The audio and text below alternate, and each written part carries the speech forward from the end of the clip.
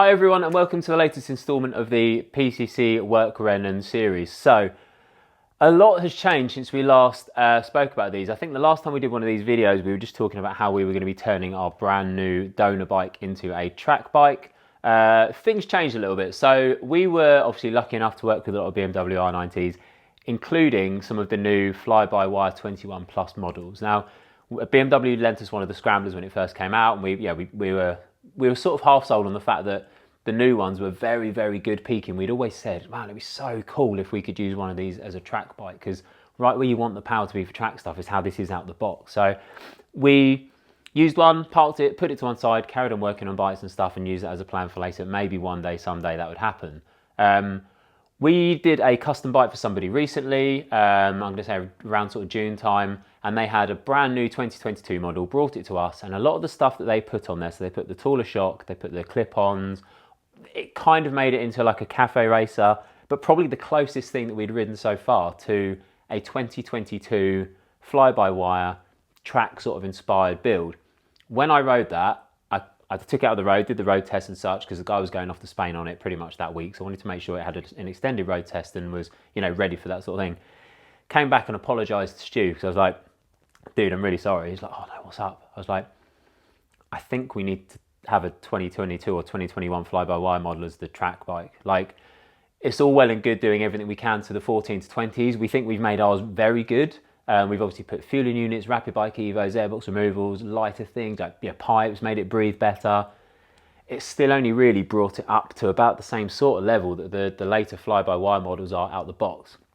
That being the case, if we can start with the fly-by-wire, so 21 Plus model, here is the track bike, and then do all the other bits, the dyno work and the fueling and everything else and work on top of that, we're going to end up with a better product. If we want to go out and go hard with the racing and anything like that, or hard on track, we need to make sure we've got the best base product to start with. So we sort of signed that off as an agreement between the two of us, saying, right, okay, maybe we park some of the track stuff for this year, and then we get the right bike over the winter, and then we go hard next year. That being the case, it left us with not only our current track bike, but also the Cat B bike that we had before that was going to be the donor bike for the Werkrennen and stuff to use for another project. So we could have spun it, you know, we could have customized it, we could have used it as a marketing toy. What we actually decided to do is go right back to our roots when we started making bikes in around 2015-16 and turn it into a flat track racer. The plan when we did that originally was to turn a R9T into a flat track racer that was also a street tracker that you could turn up to a racing event, you could flick the ABS off, you could hang it out, flick the ABS back on and ride home. It was a concept idea. We did that. We didn't do the racing, we customised it for the Bike Shed show. It then unfortunately sort of sat there for a little bit of a while and then eventually turned into this bike that you see in front of me, which became our track bike that we used with, you know, Bike World TV. We won the Cafe Racer Cup for Bike Shed on it. You know, it became a good tool for us, it became a good marketing for us. But now that we're going to move all the track stuff to the new bike, we thought, well, let's go back to what we were going to do. Let's go hooligan racing. So for those of you who aren't aware what hooligan racing is, it's a little bit bigger in the States, but there's a race series here in the UK that races with the DTRA, it's the Dirt Track Riders Association, which is the flat track national championships in the UK. The hooligan racers, they're kind of the quirky, big, mad sort of one that series that races with a lot of the other series. Generally speaking, a lot of the dirt track races in the UK are vintage, or they are 450, almost like motocross style bikes, dirt track, DTX bikes they call them.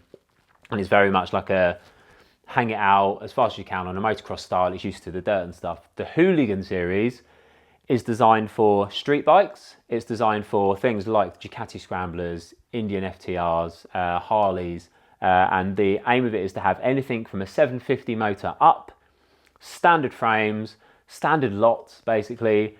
You take the front brakes off, so there's no calipers, there's no levers, there's no master cylinders, everything comes off the front. There's no way you can stop yourself if you're going to plough into a wall except for the back brake, or basically to slam the bike sideways and get around the corner.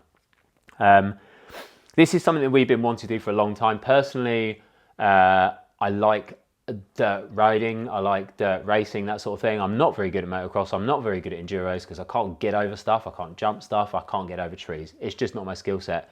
This for me, ever since I did the Colin Edwards dirt cab school in probably 2013 or so, has been the thing I've wanted to do with the bike. So I got very, very excited. We customized this and took it up to our first round in red car recently. We then went over to the Isle of Wight and did the second round, and we've got plans to take this again to Greenfield, which is a round coming up in September. This is what I'm going to be doing, certainly. Stu's sort of between the two, working out what we're going to do track-wise for track days and such, and whether we're going to have the second bike. But the aim will be probably, or most likely, to take a 2-bike team into the Hooligan series next year. I'm just going to do a quick walk around, basically. That's the background. That's where we're at with everything, where we want to go racing with it. But I thought I'd just do a quick walk around as well, just to show you what we've done to it, why we've done that sort of thing to it, and really just to give you an overview of what an R9T Hooligan flat track racer looks like.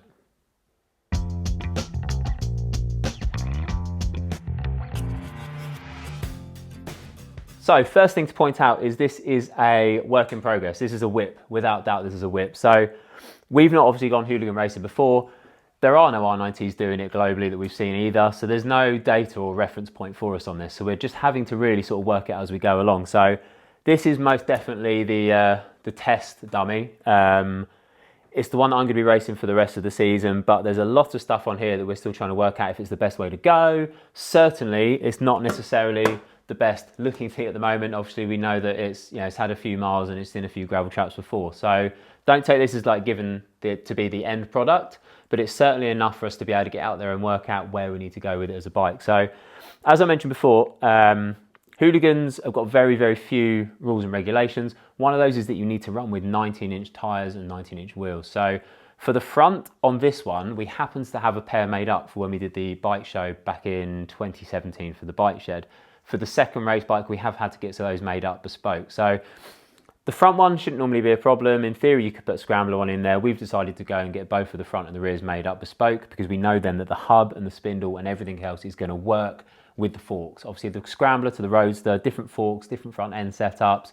There could be some crossover. So we've said, you know what, let's take the hub that we've got, send it off to a wheel builder, put a 19-inch rim on there and go from there.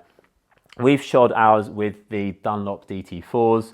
Flat track racing isn't the sort of race series a bit like track racing where you need to have a brand new set of tyres even between practice and qualifying, or qualifying and the race and stuff. We can pretty much get away with a set of tyres on these for the whole season.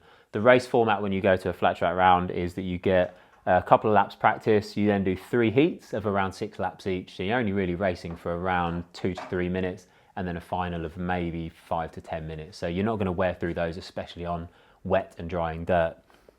So yeah, the 19-inch front on this was relatively simple. We'll get to the back in a second when I go back there anyway. The obvious thing that's missing here is the brakes. So all of the calipers have to come off the bike. It's just the way it's always been in flat track. I'm sure you could speak to a flat track aficionado and they'd tell you exactly why that was. But yeah, for us, it's lob that off. And obviously that kind of gives you this sort of like a bit nervous, sort of unwieldy sort of feel when you first go out, when you first do your first practices, because you're like, well, I've got 110 brake horse here and a bike that weighs up to around 200 kilos and I don't know how I'm going to stop myself. But that's just a mindset at the end of the day. That's something that you need to learn and work with in order to sort of progress your skills in the sort of flat track scene. And flat track differs from motocross in the same way motocross differs from enduro. There's some skills you can transfer. It's certainly different from track work. You almost want the exact opposite of what you do in a track work in that sense. So yeah, we've stripped everything off of those. It takes a lot of the weight and everything else, and it also makes it a little bit easier. We have to go for big wide bars. What you want is a real big, nice wide barred reach, so you can get like a lot of leverage on the bike and push it around the corners. This will be going. This is our Speedo, again from our track bike. We don't need that on there. That's something that we've learned that doesn't need to be on as like a running function. On the early Gen 1s, this was a control unit. We did run this one with the clocks because we were expected to have to use control unit. We found out since on the second bike, get rid of it, which is cool. So that's going to be going. So the front end is stripped bare, basically. All you've got is your clutch. Working backwards from there, there's a lot of similar stuff. You know, the whole point of the series in the Hooligans is to have a fairly standard stock bike. So, you know, we didn't want to go, you can't do bespoke frames and stuff like that. Obviously, that's more effort than we wanted to go for. We wanted to do this because it's an affordable way for us to go racing. As an example, single track day in the UK is going to cost you somewhere between 150 to 200 pounds for one rider. We can probably both go racing in theory for a whole weekend on these for the same amount of money, and that's 2 of us. So it made a big difference. It's part of the reason why we decided to go down that route. So we didn't want to throw huge money at new engine work, framework or anything like that. It has to be stock frames, so that was an easy decision for us. We have put the Aquapovich headers on this one. We're going to go, most likely we're going to go Aquapovich on both of them. They're titanium, they're a little bit lighter, but also they're plenty, it gives us plenty of clearance on the front wheel, which is super handy because obviously 19-inch fronts aren't necessarily designed for the Roadster. You need to make sure that you're clearing the front wheel there, and we know for a fact, having fitted this to the previous build, that would be fine for the 19 to go straight on there with the Aquapovich. Working our way backwards, because this was our track bike before, it's got a few battle scars and such. We'd already done the airbox removal. A lot of this was all good to go, which was super handy. Again, it's another reason why we didn't mind sort of thinking, well, this is a good route for Stu and I to sort of go and start racing and such again, because if it had been, well, yeah, but we need to take everything off of that and go and put everything back on or buy new and everything else, and it's like, well, by the time we've done that, could we have customized it? Could we have done something else with it? Is there a better way we could have used the donor bikes? For this, it was just a case of saying, well, this is the same, this is the same, this is the same. Really, it's the rear end that's the biggest difference from what you'd expect from a normal 9T. So versus the race bike we had before, we've currently got this mock-up of a high-level pipe. We have got one with a high-level pipe, and we've got one with a low-level pipe at the moment. There are no regs on what you do and don't have to have. We are looking at developing our own system for this. Ideally, what we want to do is bring the pipe out of where it comes out of the left-hand side from the headers, from the exhaust manifold, up, round, and out the other side. Now, the reason we want to do that is because if we're hanging it out on the left-hand side and the bike happens to drop, we don't want all of this stuff to get squished when it happens. Also, the longer pipe you can make, the better power you can get out of it as well. So that's going to be cool. That's a project that Stu's going to be taking on as a bespoke thing that we're going to be doing on the flat track races. If it goes well, we can then potentially offer that as a street track racing sort of product as well for a standard 9T that goes on the road. And we'll also be looking at developing it so that we can make it into a possible 2-into-1 system for maybe the track bike. We might even use the single-sided on the track bike as well. We'll see when we do when we get there. Like I said, it's a work in progress, product in development. So all these end cans at the moment, they are what they are. They may stay, they may go, we're not sure. The Wilbur's rear shock. So we've had to get a new Wilbur's rear shock on this. So on the previous bike, the track bike, we'd added the extra 25-30 mils so that we're pitching ourselves up. It puts you over, it allows you to load the front more, allows you to turn the bike quicker. With flat track, again, like I said before, you want almost the opposite of what you get on track. So when you're coming out the corner, ideally what you want to do is try and body position everything else to squish as much of this soft rear tyre, all the traction into the floor to get it to go. So if you're high up, all that's going to want to do is just go like that. If you can lower yourself down, then what it will do is allow all the weight to be over the rear wheel, and it'll give you more traction and more drive to get out the corner. So we've actually taken these down to the standard height Wilburs, and so far they seem to have been working well. Thankfully, because they haven't got any of the plastic covers and such that the OEM shocks come with on the standard R9T, it means that we have been able to fit a 19-inch rear, which is very, very unusual, obviously, within the BMW world, and most bikes don't tend to have them unless you go full tracker, without having to put any adjustable like torsion bars and stuff on there. We will put an adjustable. I think we've got one on this because it came on the track bike anyway, and with the second one we'll maybe consider it, because if we can, we might even try and pull that in and just tighten the rear up even more, just to try and lower it down, squat it a little bit. Whilst I'm on the rear wheel, actually, I'll just mention that this is obviously the 19-inch. This again is the one that we took off of the show bike from a few years ago. We have since done another, so we know that we can take the standard hubs. We know we can get a 19-inch to fit on them using our wheel builder, who is fantastic.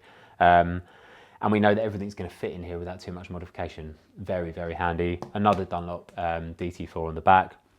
I guess that really just leaves the tail section, which super conveniently is a BMW off-the-shelf product. It's I think it's called the Street Tracker rear end. This seat and the plastic unit underneath is the same one as we've put on quite a lot of our like road custom builds. So you look at the Midnight Racer, you look at the Electrum, the green one that we took to the Bike Shed show. This bit is all the same unit as that, but instead of using the small cowl on the back, BMW have produced a Street Tracker kit for it.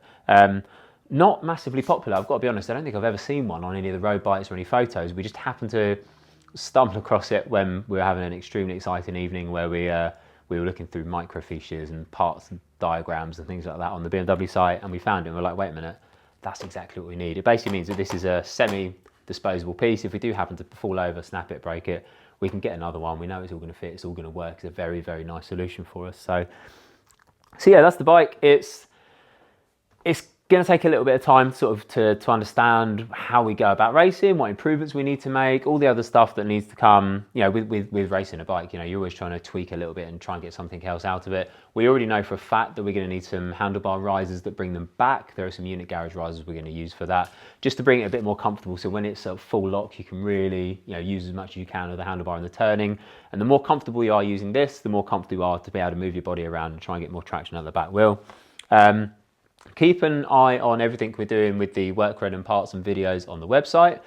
Obviously, with the 2 flat track bikes, we're going to be stripping them down, making them look nice and such for the next season. But also, when we get to the point where we've got the fly-by-wire track bike, we'll also be doing loads of blogs and stuff on that as well.